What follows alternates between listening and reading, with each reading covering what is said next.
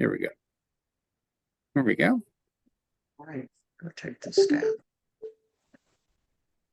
All right. Well, good morning, everyone. We're so excited to have you with us. I'd like to welcome you to Tennessee Healthcare's 2024 Culturally Competent Vaccine Conversation. So that means I'm not the only one that's going to talk today. I need you all to participate as well. During the next hour, we will receive the current information on vaccines and why it's so important that we encourage everyone from every community, Black, brown communities, and everyone across the state of Tennessee to get it vaccinated and stay updated.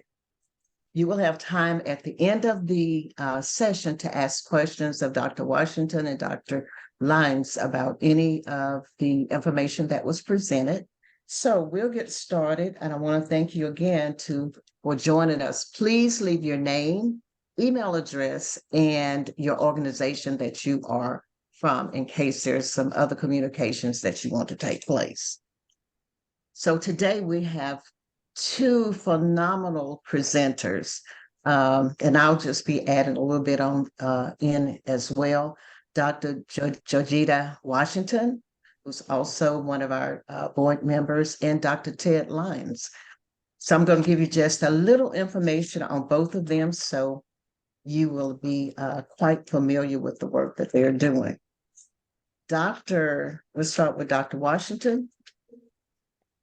Dr. Washington is, as I said, a board member with Tennessee Healthcare Campaign. She does a lot of great work with us. Dr. Washington earned her Bachelor's of Science in nursing from Clemson University in 1980, master's degree in nursing from the Medical University of South Carolina in 1987, and a Doctor of Philosophy in Nursing from East Tennessee State University, 2009. She's been a registered nurse for over 40 years, and the majority of her work has been in critical nursing and education at various levels. She also has a Master's of Art degree in Christian ministry from Emmanuel Christian Seminary at Milligan College in Milligan, Tennessee. Dr. Washington is also a licensed minister at Thankful Baptist Church in Johnson City, Tennessee. She serves as an assistant professor at Middle Tennessee State since 2020 at the undergraduate level.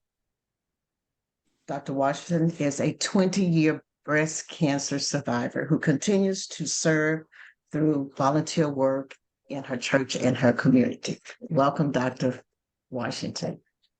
Okay. Now let's meet Dr. Lyons. Dr. Theadore Lyons, and we call him Dr. Ted Lyons, and his wife, Merica Lyons, are the owners of Shot RX, which is in Memphis, Tennessee, and is the only African-American owned vaccination clinic in Memphis. And it's also a full-service health clinic serving in Shelby County, but specializes in bringing health care in underserved areas, serving the homeless citizens as well in rural areas.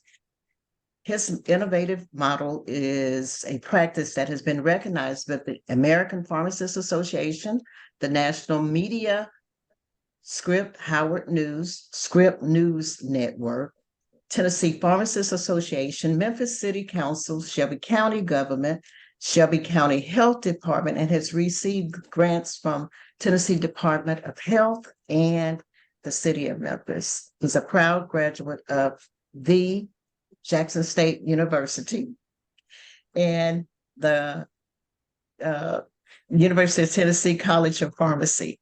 He has advanced degrees in pharmacoeconomics and health science administration. He's also an ordained elder and holds an associate in Christian science from Sure Foundation. He's also written a Amazon best-selling devotional, God in 30 Seconds, with Dr. Ted Lyons.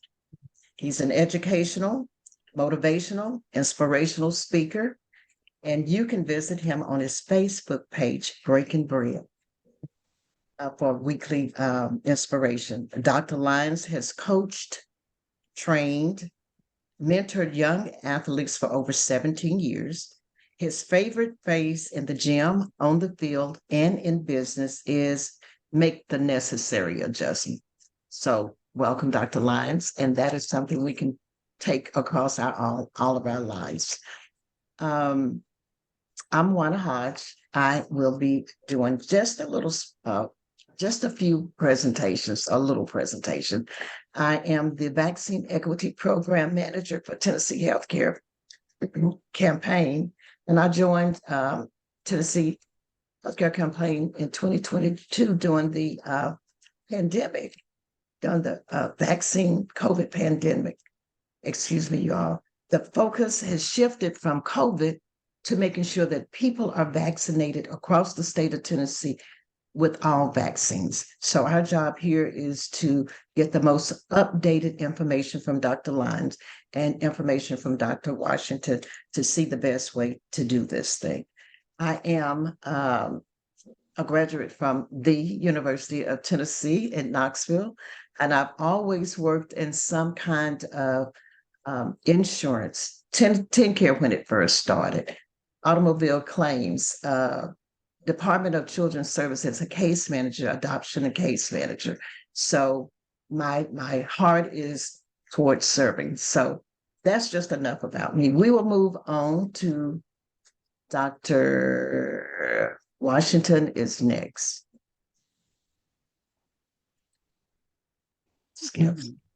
So are we, just let me know when you're ready to pull up the presentation. Are we ready for that? We're ready. All right. I'm set.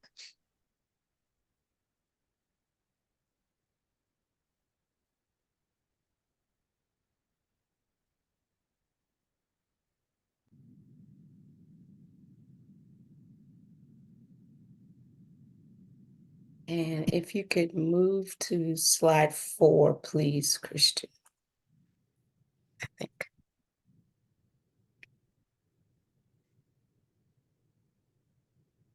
There we go. Okay, and good morning, everyone. Welcome from Upper East Tennessee, where the wind is blowing quite vigorously. I'm seeing trees go sideways outside my window here. I just hope those roots stay in the ground where they're supposed to be. So just a little bit about cultural competence, since we're talking about culturally competent conversations about vaccine. And looking for a definition, I found many statements, and so I come to the conclusion that there is no one definition of cultural competence. Being a nurse, I went back to my American Nurses Association standards and found that they define it as a demonstration of culturally congruent practice. And so now we need to define what is culturally congruent practice. And it's just using evidence to practice in ways that honor the preferred cultural values, the beliefs and practices of the people who are consumers of healthcare and other stakeholders. And so we're looking at people that we call patients, people that we call clients, who come to us in our various areas, our various contexts for care, and just basing the care provided on their culture as much as possible. And that leads us to looking at culture, which is, as you see there, just a set of learned and shared beliefs, values, norms, and traditions of a particular group that one belongs to. And we use our culture to guide our thinking, to make decisions, and determine what we are going to do. So it behooves us to develop cultural competence, or to move in that direction. If we start with awareness of the fact that there are different cultures, that we do not exist in silos. And then with that awareness brings maybe sometimes a change in attitudes about cultures that are different than the ones that we are most familiar with. This awareness and change in attitude may hopefully lead to some knowledge, or the desire to gain more knowledge about cultures that are different than the ones that we live in. And then to develop skills that will put that knowledge to use so that, again, we can provide care to the people that come to us for care, whatever that might be and however that might look, in ways that are meaningful to them. So again, you all are here hopefully to get some information or to validate what you already know about cultural competence. Okay, here we go. Okay.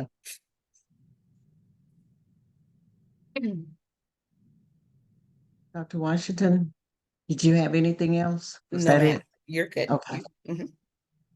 Okay, we're going to just share some of the things we did last year to get information about why the people in the community were hesitant. Dr. Dupree, that's there in the blue, is also a Tennessee Healthcare Campaign ambassador, and she facilitated 2 sessions for us. The first one was in Crockett County, which is rural West Tennessee, and we talked about why residents in their community were hesitant. This particular group was a small group, and that came from their Alamo, Tennessee, and their surrounding areas, and it was hosted at House of Faith Ministries there in Alamo. So a lot of the information was, one of the hesitancy was misinformation, or the information that they received, they didn't trust who it came from. The information was we talked about the vaccine at the time, it was COVID, and the reasons were various. Some people just said, why are we going to take the vaccines? We're going to die anyway. So from those sessions, we were able to get gather information as to why people were hesitant. And then some of the reasons were that they took the vaccine, they wanted to protect family. They wanted to protect extended family. And when when they were asked individually, what was one of the quotes? And one of the quotes was, when COVID was on the rise, it seemed like Americans were not empathetic about the importance of it. There were people that, next slide, please. There were people that had lost a lot of loved ones, family members, and during the second session, which was at Lane College, this is Javante Mahone. He's board member, but he's also the youth leader and college vice president for the NAACP. Javante was adamant about his family getting vaccinated, and that's because he lost his mother prior to. So from that group, it was a larger, diverse group of participants. We had professors, we had ministers, we had community residents, we had students, and they brought to the table a different group, a different aspect or a different collection of information as to why they did not and did receive the vaccine. So from that session, we were able to take the information to the health departments there in Jackson as well. But vaccine, that led us to vaccine hesitancy, and that allowed us to be able to share some information about the Tuskegee experiment. So tell me this, who's familiar with the Tuskegee experiment? Okay. And if you have, later on, you can talk about that if you during the Q&A. One of the things that we know that came from these listening session is that the history of the Tuskegee experiment, it was experiment with African-American men, and it left them mistrustful of medical institution. So the Tuskegee study was a syphilis research experiment that began in 1932 and lasted over 40 years. It is one of the most infamous cases of medical racism in the United States.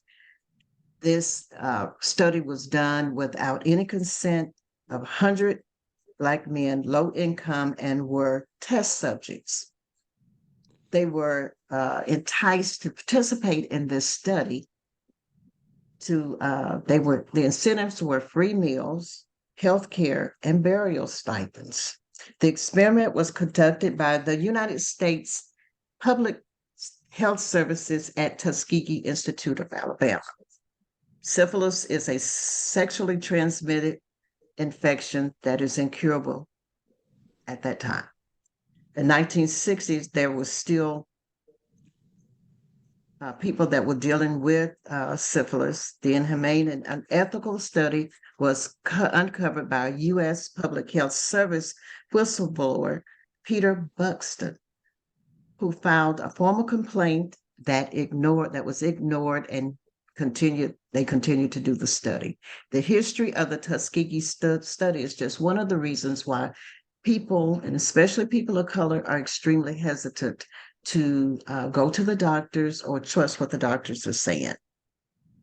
Today, they experience some of the same issues, like not feeling like they are trusted when they are talked to. They are not respected when they go to the office. Historical dramatizations of Black people continues to be a staggering and avoidable disparity in our healthcare outcomes. So that is just one of the situations where people are hesitant to go to the doctor or even get vaccinated. So we will move on to the next thing. Like I said, if there are any questions at the end, Dr. Lyons will answer all questions along with Dr. Washington. Okay, Dr. Lyons. Yeah, we'll try to make sure we answer all those at the end. Good morning, everyone. Just giving you a brief update on where we are with COVID right now, and then talk a little bit about how we could get a larger vaccination uptake across all vaccines, not just COVID, but there's similar feelings across all vaccines in various communities, the most hesitant communities being the ones that we are definitely targeting. First of all, she mentioned earlier that I want to mention earlier that we own SharX, Dr. America Lyons, and my beautiful wife and myself, and we've been doing this since 2021.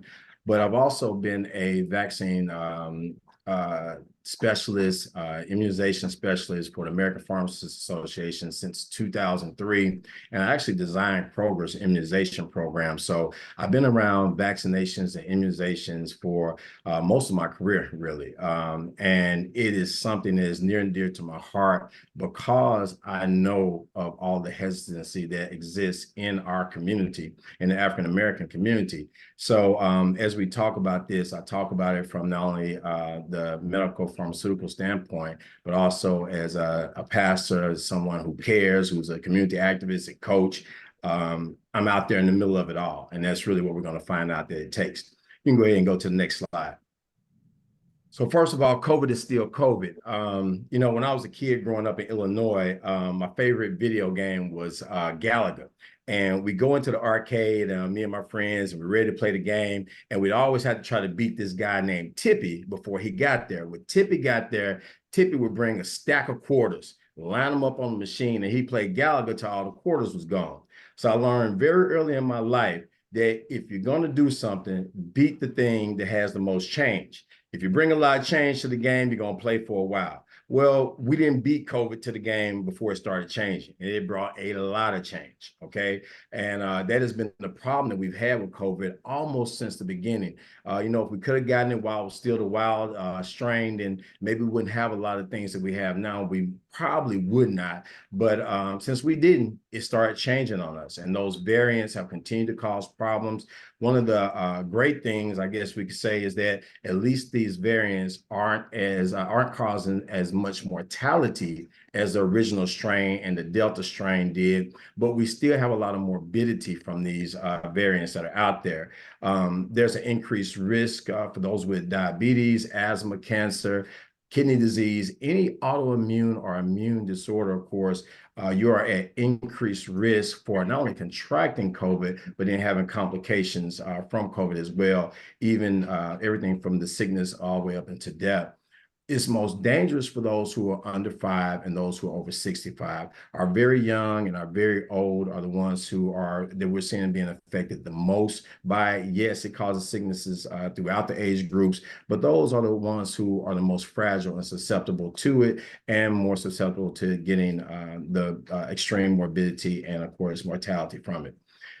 Our latest change bringer to the game is JN1. It's the latest variant. It's what's out there now. It's causing about 62% of all cases that we see in COVID in the US, and across the world, worldwide, it's even more than that. So JN1 is our new variant that's out there that's causing us all these problems. But one of the things that we've seen is that all the vaccines that we have, especially our current boosters that have been re-engineered, are still effective against this. You can go to the next slide.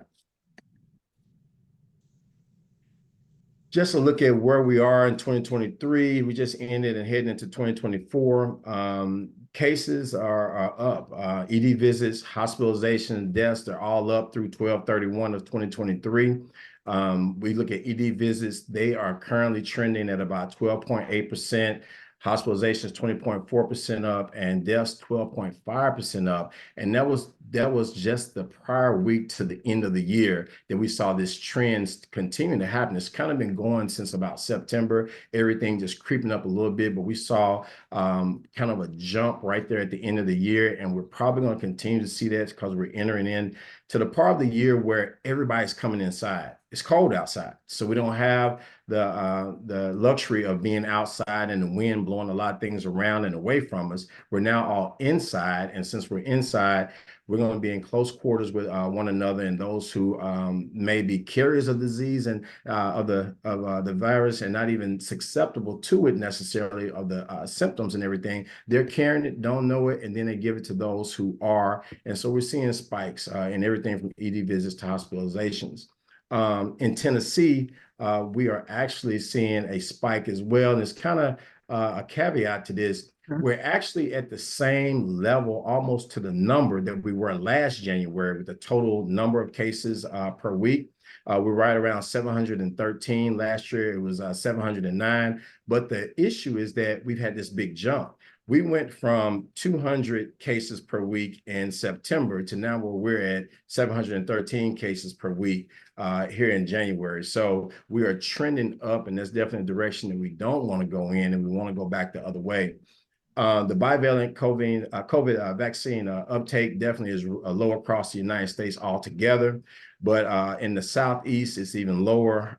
All of our Southeast are our SEC schools. Those of you who are football lovers, our SEC schools, states tend to be the worst when we start looking at vaccine uptake.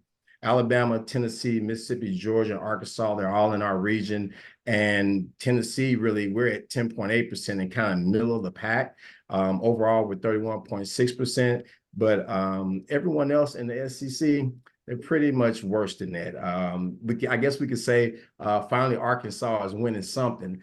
They actually are around about 11.1%. And we could say Alabama and Mississippi finally losing something. They're down near the bottom. They're around 7%, 8%. So we're beating them in something fine. If you look at this, we wonder, like, why does this happen? Why are we such poor uptakers of vaccinations? And what I found out both in research, I did a research project with the CDC back in 2001 to 2003. It was called a READY project. It was a racial and ethnic adult disparities and influenza immunizations project. And we had to do a lot of what ended up happening with what we need to do with COVID. And that was, we went out into communities that were very hesitant, and we found out that the way to get anyone to have vaccination uptake is you have to actually go in and have trusted others and those who are part of the community, let them know what's going on. You can't just give the information and think the information is enough. And there's a lot of feelings involved with this, a lot of feelings surrounding myths, a lot of feelings surrounding things like the Tuskegee Project, things like that. But really, the myths drive a lot of things, and what mama and grandmama and uncle told me, and those types of things. All those things are tied into the feelings of folks. And I started to tell people, as we dealt with the Shelby County community, Fayette and Tipton as well, as we went out to the community during the pandemic, started to tell people, listen, feelings ain't facts. And it's just as simple as that. We have to go with what's facts and what's going to save your life. I respect your feelings. I'm empathetic with your feelings, but let's go to the facts. Let me help you dispel a lot of the myths, and then let's talk about what the facts really are. And when you do that, you find out that a lot of people not only listen, but then they start to go ahead and say, you know what, I'll go ahead and I'll get vaccinated. I'll try this vaccine. So go ahead and go to the next slide for me. This turn. So when we look at how to get those who are hesitant to choose to be vaccinated, whether it's HPV, whether it's COVID, influenza, any of the vaccines that are tough to get people to do, the who said it matters. The who really matters. And if we look at the work in the health belief model that was done back in the 70s and over the last few decades, we find that not only is it important to get people to believe that they can do something, you have to get people to believe that they should do something. And both of these things are affected by one thing, well, not one thing, many things, but one thing that really, really affects it are the others, or the trusted others. If you look at the health belief model that you have there on your screen, you see that there are many modifying factors. Those modifying factors, if you just look down the list, you can just think about the Hispanic community, the African-American community, but then also the rural community and culture. See, it's not just a race and an ethnicity thing, but it's also your locale, your geographic location, such as rural areas. So whether you are Caucasian, African-American, Hispanic, even in the rural areas, you find that you have this hesitancy, and it's tied to, again, those things within the health belief model that can be affected by trusted others. If you look over at the next column, you'll see the individual beliefs. This is what we're trying to target and change. What a culture believes is how a culture lives. The Bible tells us that we live what we believe, not what we see. And that's truly it. We don't live by sight, we live by faith, and people believe a thing and it becomes true for them. So if we're able to change that belief system, or at least alter it enough as it deals with healthcare and trying to get the medication that can save lives, then we can change those people's overall health, and definitely change their self-efficacy and what they believe they can do. One of the things you see there at the very bottom is the perceived self-efficacy. Perceived self-efficacy is, am I able to do the action that is required? That is where we want to get people to rest on. I can actually do it, and I will do it. They, one, have to believe they can, and two, have to believe that they should and will. The things you see at the top, they kind of go into that I should do it. There has to be a perceived susceptibility of disease. Can I really catch this? It has to be a perceived severity of disease. Is it really something that will affect me negatively, or affect my health, or my child's health, or grandma's health negatively? If we do all that, then we can get to there's a perceived benefit, overcome barriers, and then hopefully get to the perceived self-efficacy. One of the things that changes self-efficacy the most is gaining confidence. If I can gain confidence in the ability to do an action, I will probably be more likely to do that action. Where do I get that confidence? The trusted others. That's where we have the teachers, the pastors, the physicians, the providers, the pharmacists like myself, all of us who are able to talk to people and we're trusted. We're able to help them change their self-efficacy by being a trusted other and giving the message. But then also, one of the strongest things that change are just neighbors, and finding out that my neighbor got vaccinated. Things as simple as that, because what that does is this. It gives a vicarious type of confidence where the person sees someone they know or trust, or even a celebrity, do something, and they say, well, if they did it, then I can do it too. And it works in a positive and negative manner in the sense of this. So I see Billy did it, and Billy's this big, strong guy. He works out all the time. If he did it, well, I want to do it too. Well, I see Bobby do it. Bobby's the weakest dude I know. If Bobby's not scared to do it, I should do it as well. So whether you're at this end or this end of that spectrum, when they see neighbors, friends, family already uptaking the vaccine, and for whatever reason, whether it's positive or negative, they gain confidence and they gain a self-efficacy in that I can do it too. That is where we want to get people to. And for us to do that, we need to have those trusted others, physicians, celebrities, family members, just regular people doing the cues to action, which are media campaigns, PSAs, those types of things. And I'm just going to stop and leave it right there, and let's get back, because I think Juan is going to show us something in just a moment that kind of give you an idea of what we're talking about. Thank you, Dr. Lyons. Next slide, please. Dr. Lyons just covered everything I was going to say about trusted others. So I appreciate him being here so much. As you can see, there's a variety of different people on the screen. These are our ambassadors. We cannot do the work we do without dedicated, committed volunteers. So even if they were Dr. Marengi was one of our original ambassadors, but she's still working with us now. So Dr. Lyons is one of our newer ambassadors, and I'm always going to call on him and his staff, and Dr. America. So we're going to move into the PSA, and this is another way that we spread the word. This is our goal, is to get the information out to the public, out to the people in the communities, Black, brown, rural, not just those people, but we've got to get the word out. The vaccinations are key to our survival. Next slide, please.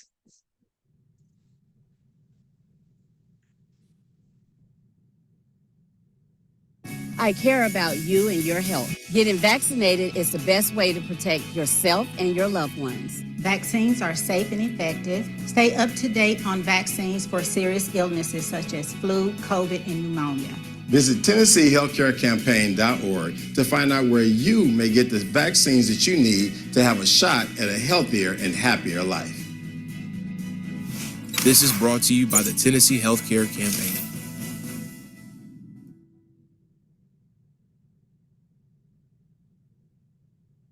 I care.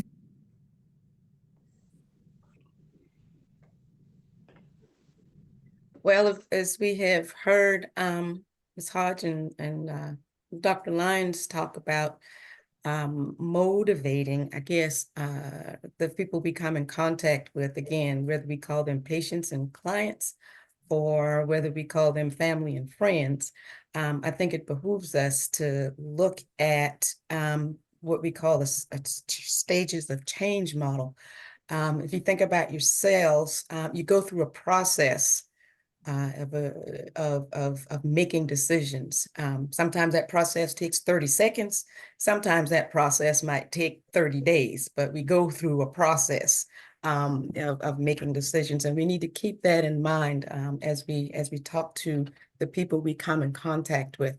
So taking into account willingness to change someone's thinking, let's look at understanding how people decide to change. There's these 5 stages here, and you've got the pre-contemplation stage. And as you can see here, this individual may not even have a clue that there is an issue, or they may be in a state of denial that there is an issue. But the bottom line is that they are not thinking about making a change. They don't see a need. They don't see an issue, so they aren't even thinking about it. Our next stage is that contemplation stage. This person now has had something happen. Something has been the brick in the face, so to speak, that has caused them to know that there is an issue now. And so we have this person, this individual is beginning to be aware that there's a problem, and they're starting to think about doing something about this. And so then we go to preparation. This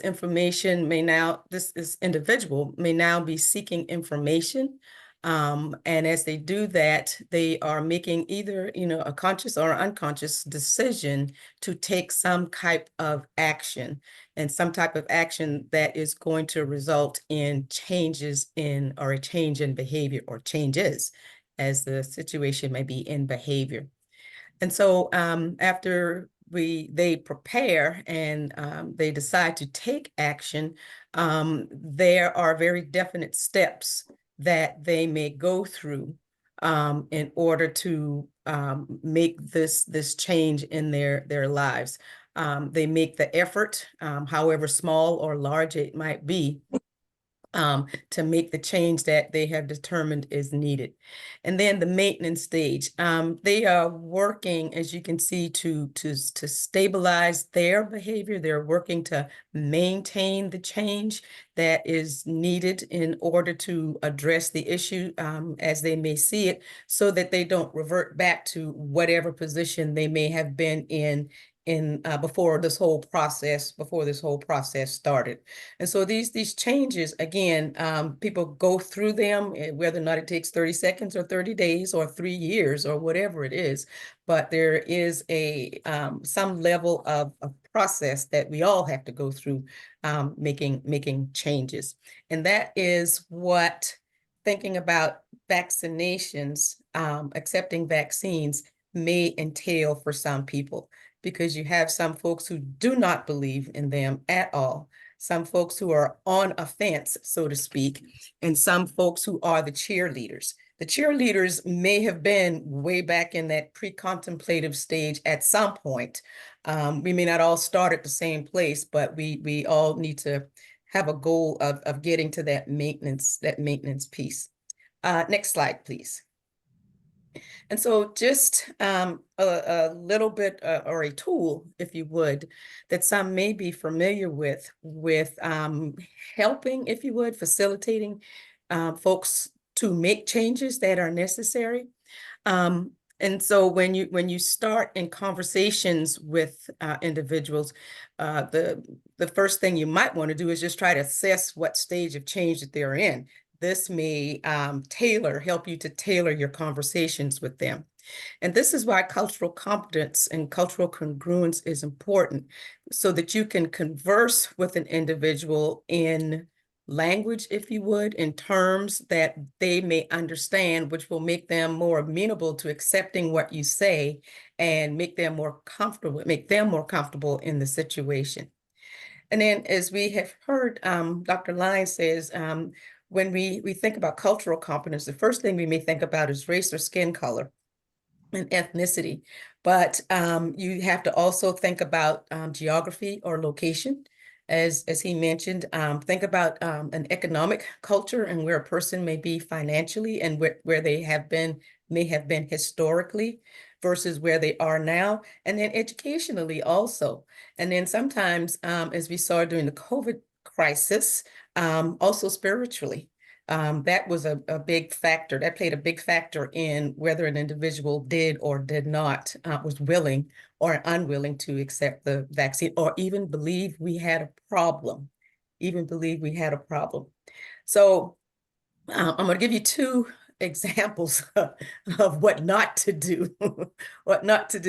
I was walking through the Walmart when we were able to get out and about, and I was close enough, if you would, to hear a conversation between two employees.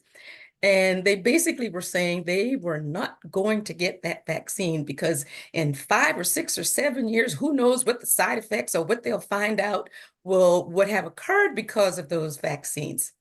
What I wanted to say was, excuse me, but COVID will get you dead right now.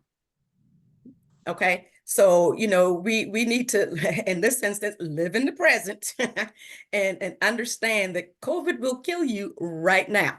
All right, we can, as research continues, we can figure out all those other things. But if you are not here, you will not be part of that problem because you are not here. And then I had another conversation about the vaccine, and this person was saying he liked the idea of natural immunity. And my comment to him was, you do understand when you talk about natural immunity, you have to acquire the disease in order to build the immunity. Do you not understand that there are thousands, hundreds of thousands of people who have died developing natural immunity? And he didn't have anything to say. I don't know why he didn't think about that, but I guess his desire to not take the vaccine just kind of overruled some level of rational thinking before he spoke. So those are just two examples of what not to say if you're trying to convince somebody. And so this first one here is to resist telling people what to do. Sometimes that just causes folks to just dig in and refuse, if you would, to listen to what you have to say. They just throw out the barrier. So you want to resist just actually telling folks what to do. You want to understand their motivation. And this is where that culture comes in. And so this means you have to know the individual a little bit. You have to know something about them. You have to know where they are, where they were, where they want to be. You have to have some kind of relationship with them in order to understand their motivation, know something about their culture. Understand what some of the barriers might be, whether it's information, whether it's somebody in their family who's had a bad experience, whether they themselves have had a bad experience with a vaccine, or know someone who has had that experience. You want to listen with empathy and don't listen to respond.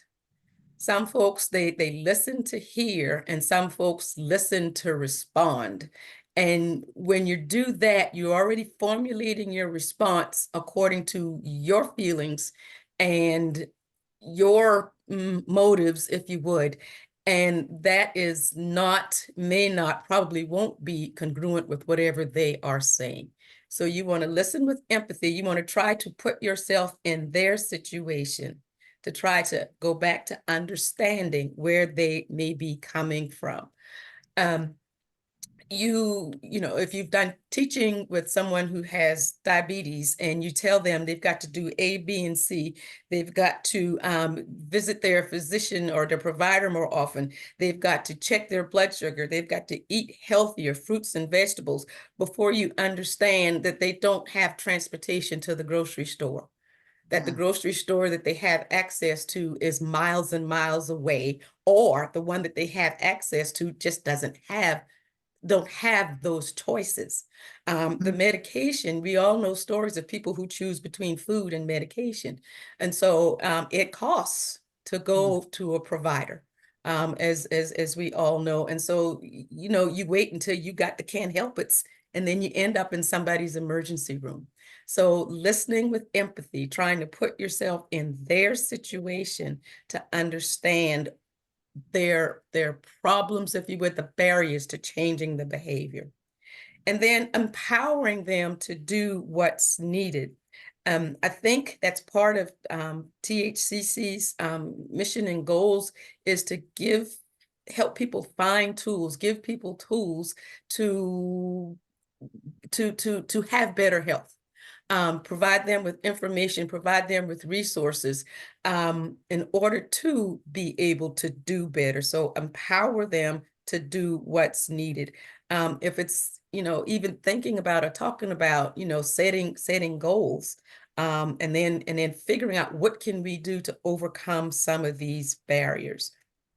So motivational interviewing, I think, can lead to active listening. And again, that's not listening to respond, but actually hearing the individual's words. Acknowledge and empathize with the reasoning that may make a person of color distrust the healthcare system. We've talked about the Tuskegee experiment that went on for decades, but that's the one that stands out the most. But understand that there are many of those types of situations where Black people were used as guinea pigs for experiments. and none of the safeguards we have in place today were present then. But that one just kind of stands out, and it's present. It's lived out. The results is lived out in the present day. On my Facebook feed during the COVID crisis, I had a conversation with a old childhood friend, and him and others, their biggest worry during the COVID vaccine initiation was they're using us for guinea pigs again, like they did before. Do these people realize all the, like the Nuremberg trials, all those things that goes into IRB, getting IRB permission to do research studies. And so the biggest thing that they saw, the biggest thing that was their barrier was the research, using us for research. And so, I tried to have some of those conversations that says, more of us need to be in this research so that we can understand how it affects us. Is there a difference or is there no difference? There's a lot of research, bad research out there that says we are different. And we want to kind of squelch that, if you would. And so I had opportunities to try to change some perspectives, if you would, about the COVID vaccine. And so, thinking about those stages of change, trying to figure out where an individual might be in this conversation as you have the conversations with them, be they patients, clients, family, or friends, or in the case of the Walmart employee, strangers. You may have that opportunity also. Next slide, please. Okay. You can. Mhm. I think this might be the opportunity for our participants to participate. If Yes. anyone wants to unmute and maybe give us some short success stories that you may have had with individuals around vaccinations, either someone you were able to help validate their thinking, or someone you were able to give information that they might be able to use to change their thinking, or someone who just flat out changed their mind while you were talking to them. That would be your superpower. I'll start everybody off with that breakdown here. We did about 18,000 vaccinations in Shelby County, Tipton, and Fayette. And we encountered just about every type of hesitancy you could think of. But one in particular here in Memphis, over in New Chicago, we had a pastor who had us come over. She had a great congregation, knew everybody in the neighborhood. And some people showed up for the food and everything else, which was a good thing because they got them there on site. But we had a lot of people like, I'm still not going to get it, still not going to get it. She wanted her grandchildren to get it. And so one of them just refused to get the vaccination. So we literally stood there and talked with the young lady because grandmama wasn't going. She was like, you're going to get vaccinated. We stood there, we talked with the young lady for 30 minutes. I held her hand, Dr. America held her hand. We sat there and spent time with her until she felt she could trust us. And then she said, well, I want him to give me the shot. And so went ahead and gave her the shot. She took the shot, became our biggest advocate that day. She went and told everybody, it doesn't hurt. It doesn't even hurt. It felt like a mosquito bite. And so other children came over, other adults came over that didn't want to get vaccinated at first and were like, man, if she got it, I'm going to get it too. And it was one of our best days. I think we did about 100 vaccinations at that church in that small community. And it was a really good day. Okay. I have a good story. Okay. We had a young man that did a PSA for us, Dr. Danny West. And so it was a family reunion not too long ago, a get together. And this young man was talking about how the vaccine was put together way too fast, and how could anyone put something in their body when it was created that fast. And I'll be honest with you, I witnessed this. I was not able to explain it to him, but fortunately, this young man that explained it to him played baseball for me. And so it goes back to what someone said earlier, relationships mean so much. It put you in that environment with someone. So this young man was able to explain how fast that this vaccine, the reason on how fast this vaccine was put together, and that a lot of the information or doctor stuff, Dr. Lyons, you might even help me out here, how they were able to use something from the past to put it together, to add that on. So I hear that people hear that it takes years to come up with these vaccines. So this rapid vaccine that they put together, it seems like they had already had, he explained that they had already had the essence of it. Foundation. And then they put the on it, in my words, so they could present it to the people. So anyway, the young man ended up getting the vaccine simply because of what a person of color, a doctor at a Black setting, explained it to him. And then he was a mouthpiece for the vaccine. Thank you. Does anyone else have a story to share? I can also at my church, I do health tips. And one of the health tips that I did back when the vaccine was coming out was look at something of what Mr. Savage was just talking about, the history of the vaccine, because yes, that was a concern. You know, it takes years and years and years to get from the lab, from the bench out to the clinical area. And here we are in months, you know, getting this. This thing was in, I actually did a literature search and presented them with research information that showed that this type of protein virus and the protein that comprise the virus, they've been actually working on for 25, 30 years. So all I can say is, you know, God knows the end from the beginning. And so he knew that day would come, and people were ready. The right people were ready to do the right thing at the right time.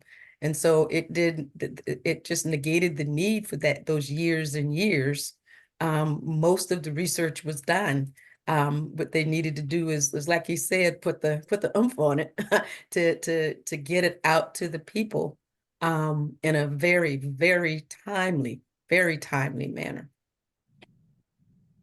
And that type of information is great anywhere you can get it and give it. But one of the things that we saw and was very effective is that as we had town hall meetings during COVID and everything, we were able to get that information out to large groups at one time. And that's whether it was at a church, schools. I think we did, I did about 60 of them, but we had one where we did an entire charter school district. We had all their schools on, and we talked to the parents and to the teachers and administrators there. So when we're looking at how we can get information out, keep in mind that if we can do some of the group setting things with the trusted others, that gets the information out as well. We're looking at HPV and how we can really get the information out on getting kids vaccinated for HPV earlier now and at all, because it's lagging in both areas. But one of the things that we want to do is how can we talk to the schools and get some more of these town hall meetings with the parents. One of the organizations told us that, hey, we do a monthly meeting even through the summer with our parents and our scholars. So let's do one of those, and we're going to try to see if we can get these HPV numbers up. So things like that are ways we can try to keep that in mind, because as Thomas was saying, having somebody tell you the what and the why may be the very thing that gets you to go ahead and get in the vaccination. All right. Thank you. We have a few minutes left for questions and answers. Reverend Wolf, did I see your hand up earlier? Ms. Longhorn. These are some practices here that you can read over and take back to your practice. Details on how to get patients involved in receiving the vaccines and stuff. So just sort of read over that, and that's good. Ms. Longhorn, you have a question? Yes, I wanted to share my story. Okay, go ahead. Okay. I'm here in Chattanooga, Tennessee, and actually working with the Thrive grant and from the Department of Health, and it's through the UT Extension. And what we did was gradually educate our senior population. Set up a display at the AARP meeting.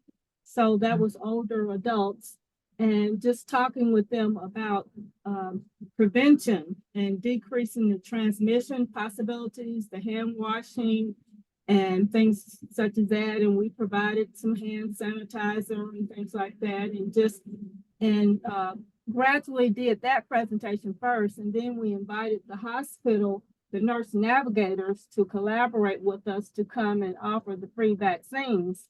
And so we were surprised that, the percentage that did participate once the nurses came to give the injections. And during our meeting, some of the actual staff of the recreation center, who were younger adults who weren't even members of the AARP, asked if they could participate in the vaccines as well. So we had, we thought it was a pretty successful day.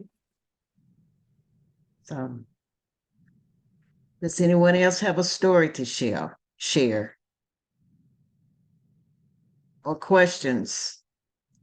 I have a quick question. Okay. I'll turn my video on here too. I don't know if you can see me. My name's Elizabeth, and I am a nurse navigator with UT College of Nursing. What was just mentioned, we've worked with the Thrive Project, and I'm working in Middle Tennessee. And in several interviews and focus groups that I've done, I've heard this concept of, in Black and Brown communities, they feel like in a medical setting, they often have to self-advocate. And I was wondering if you all heard that in any of your data collection and communities.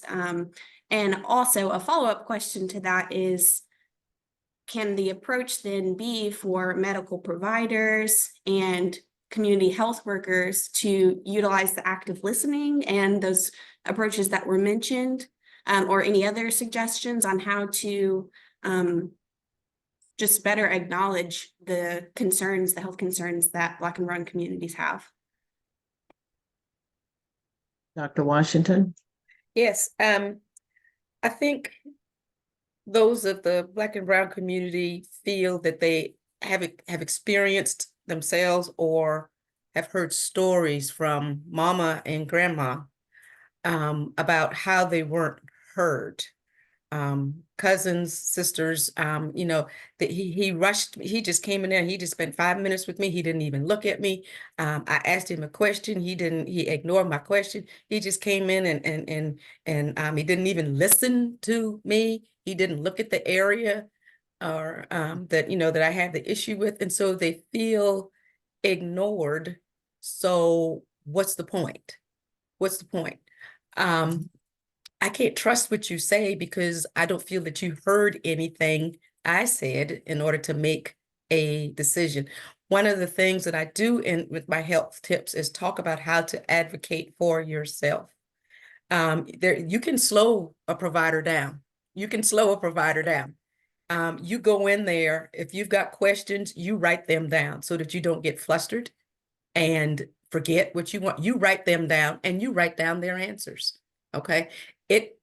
You advocate for yourself when you come in like that. It shows you're interested in you. And my expectation is that you are also interested in me. And here is how I'm going to demonstrate that interest. And I expect an answer from you. So teaching about how to advocate for yourself, even if it means taking someone with you, because a second set of ears is never a bad thing. Because depending on what the situation is, I can't hear everything that you are saying. So I might need my second set of ears. The active listening part, it would help a lot if you just look at me. If you just look me in the face, look in my eyes. and engage me that way. It helps me feel like you are listening. Ask for clarification, respond to some of what I am saying, ask questions, those kinds of things. Don't look at your watch, don't look at your phone. I know somewhat, how offices or some of those situations are. I know there's lots of people, but I also know that my appointment was at 3 o'clock and it's 3:30, 3:45. So what I am expecting is the same amount of time you took with the person in front of me, that you would give me the same consideration also. So being active in that listening, help the client, the patient know with a lot of certainty that I am interested in what you are saying. I'm engaged in what you're saying. I am hearing you. I hope I answered your question. Yes, thank you so much. And lovely presentations. Thank you. And Elizabeth, I'm going to say this, and it's to everyone. As providers, as leaders in your organizations, please listen to what she just said, but then tell your providers who work for you. I employ about 3 or 4 nurse practitioners here at my clinic, and every last one of them understands that it's not a 15-minute block. It's as long as that patient needs. I hired a office manager and HR director that was from a larger organization. And when she came in, she was like, okay, well, each nurse practitioner can see this many patients in 15 minutes. I said, stop. No, this is not there. Here, our nurse practitioners take the time that patient needs. It may be 5 minutes. It may be 45 minutes. But we have to get providers back to the old school way of taking care of people where we're not on the clock. And if we start letting that as leaders be our primary goal, then the providers who work for us and with us, they'll start picking some of that up as well. So that's a great question, Elizabeth. Thank you so much. Okay. There is Miss Sandra has a question. I know that last name is a doozy. It's Boyles. I didn't even try. Miss Sandra. I totally get it. I totally get it. This is directed for Dr. Washington and Dr. Lyons. I would be very interested in the history of the vaccine production. We talked about earlier about how that it was readily pushed out in a time that was uncomfortable for many. And I would know if y'all could direct me into some of that background information. I did a quick Google search while we were talking here, and I'm not satisfied with my results. And I work with the Thrive program at UT too, and I think that we run into a lot of folks that are hesitant, like you said, because of the frequency or the rush that came out with. So if you could direct me to some of that research, that would be greatly appreciated. I know I mentioned it. I did some reading on it, but Dr. Lyons, I'm afraid that's your lane. Yeah, I was gonna say I'll go and pull some of the articles or even stories, things like that you could read. They'll kind of get you to where RNA and mRNA research, well, actually mRNA vaccines began to be researched about 15 to 20 years ago. It really picked up about 15 years ago. There are about 3 or 4 vaccines that already utilize the technology, and so it's very expensive. And what happened was that since it was so expensive, they didn't really use it for many vaccines. But when you have an entire world chipping in to pay for something, guess what happens in about, initially it was 20 companies, then it ended up being 7 companies, I think initially settled out with coming up with the COVID vaccine. Then of course we had Pfizer, Moderna first to the market. Well, you have all the scientists in the world working on something. You really get something a lot faster when it's just one company with one set of scientists working on it. I was in my other life, I was a chemical engineer, and I did a residency internship with a company when HIV drugs was first being brought to the table. The company I was working for, they had 5 scientists working on HIV protease inhibitor. Okay, well, that was not Merck, it was not GSK, it was not Pfizer. Their teams were 20 plus working on it. Guess what happened to the company? Only had 5 people working on it. They never got one to market. So when you have more scientists working on something and unlimited funding, you get things done pretty quickly. But please send me, I put my email address in there. Sandra, send me your email address and I'll pull some articles for you and kind of get you in the world. But it's called mRNA research, and it's mRNA for vaccinations is what you want to look at specifically. Gotcha. Thank you so much for that. And I will do that. I thank you for your answer, sir. All right. Okay. We got time for one or two more. One, I had my hand up, but I would say Okay, this, that Mr. Savage. in regards to patient doctor and patient nurse practitioners, I think that the onus is on the patient too, especially in the Black community. We in the past, we don't go into that doctor's office boldly, and it's almost to the point of, Lord, I'm in your hands, you know. And I truly believe that I actually told my doctor, my questions are going to be more intense. I'm not going to let you leave me until I'm satisfied with the answer that I got. And he supported that. And so I did, as a person, I remember my past that I and my mother and the people before me was, they would go into that doctor's office, in some cases would not even give them all their symptoms and just put it all on the doctor. And so at my church, we had this conversation about healthcare and how you should be the best that you can be when you go in there to that doctor. We got Dr. Jesus, but the doctor gives prescriptions too. And he really wants to know what condition your condition is in. So really make sure that you sound off and give him over information as long as it's true, so that he can be the best that he can be to help you. And I think that's very important. I think that's a conversation that we should have with our people, because many of us don't even have any kind of insurance. And so they go into the doctor expecting not maybe to get, they think that the doctor might have the mindset that you don't have insurance, so I'm going to get you in and get you out. And so I encourage people that I know, family members and church members and just friends indeed, make sure that you really speak up to that doctor, and so that he or she can be the best that they can be in terms of helping you. So I just wanted to share that. That was very important to me. Thank you, Tom. Thank you. Who's next? Anyone else? Going once? Any other questions or concerns? Okay, if you have not connected with Tennessee Healthcare Campaign, please do. It's TennesseeHealthCareCampaign.org. We're on the Facebook as well. I want to thank each and every one of you for spending time with us today. This has been so enlightening to me, as much as between Dr. Washington and Dr. Lyons. I'm a scholar now. So I thank you all for participating with us. Christian, I thank you for hanging out with us as well. Now you may go have your lunch, leave your information in the chat.